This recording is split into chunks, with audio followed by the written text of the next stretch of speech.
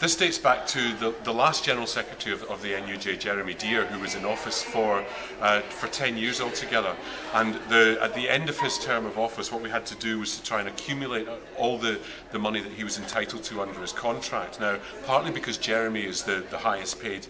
the General Secretary rather, is the highest paid official of the union, that amounts to an awful lot of money, and so people were quite rightly concerned and wanted to know where the money all came from. So the motion was about all of that, because some people wanted to express concerns about it. But one of the things that I tried to do was, first of all, to explain what happened, where the money came from, why Jeremy was given that money, and then to apologise, because there was a number of oversights because I was president at the time, and I was presiding over committees and the national executive, and at a crucial point when we made the announcement that Jeremy wasn't going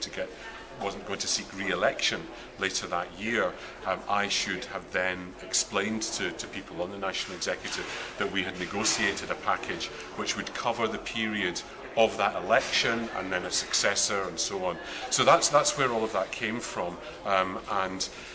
I think there's probably been there's been an awful lot of misunderstanding, and I think perhaps some mischief making as well about the terms of all of this. But I hope that's it settled. I'm pleased that the conference voted by a fairly sizable majority in favour of, if you like, my position, and supported the fact that I'd apologised for that oversight, and have now decided that there won't be any further investigation, because the national executive itself has been investigating this for about 6 months, I think, and all the facts are there, and I tried to present them, and there's a number of other documents that accompanied my speech at the beginning of the morning, and so I hope that's it put to bed. I mean, I understand that people feel very, very strongly about it, particularly at a time when people are facing pay freezes and facing redundancies and so on. I mean, I really, really do understand why people feel the way that they do about it, but they have to understand that we're also a trade union ourselves, and so members of staff, when they leave, are entitled to payments, and we should give them the payments that they're due, and that's what that was about.